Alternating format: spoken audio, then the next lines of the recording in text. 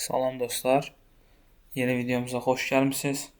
Bu videoda HTML-də ən çox istifadə olunan əsas etiketlərdən biri olan paragraf tagi haqqında danışacağıq. Yəni P tagi haqqında. Əgər siz veb səhifələrdə mətnlərin necə düzgün yazıldığını və ya nəyə görə bəzən sətr-sətr ayrıldığına maraqlı gəlibsə, bu video sizin üçün faydalı olacaq. Həm yeni başlayanlar üçün, həm də bildiklərini daha da möhkəmləndirmək istəyənlər üçün sadə və aydın şəkildə bu dərsi izah etməyə çalışacağam sizə. Gəlin başlayaq. P tagi HTML-də mətnləri paragraf, adından da göründüyü kimi paragraf kimi yazmaq üçün istifadə olunur. Yəni absas. Və bizim brauzerimiz P tagini gördükdə yazılan mətnləri avtomatik olaraq yeni sətirdən göstərir və əvvəlki mətn arasında boşluq yaradır. Bu da bizim proqramda oxunaqlılığı artırır. P tagi bir blok elementdir. Bunu yadınızda saxlayın. Yəni həmişə yeni sətirdən başlayır.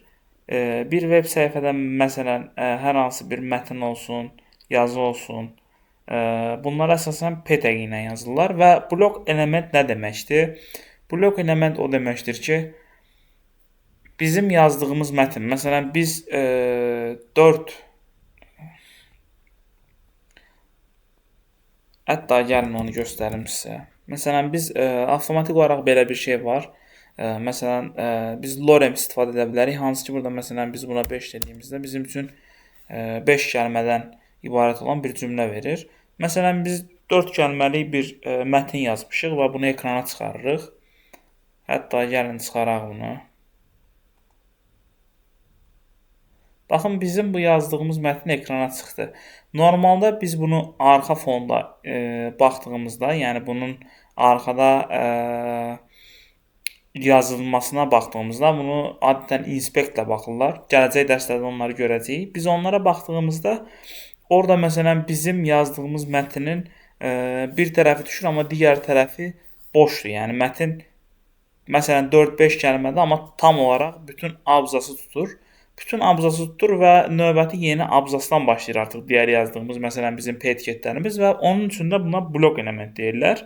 Yəni tam olaraq bütün sətri tutur və növbəti P tagini yazdığımızda biz avtomatik olaraq brauzerdə o yeni paragrafdan başlayır. Məhz blok element də bu deməkdir. Ümid edirəm ki, izah edə bildim sizə nə demək istədiyimi.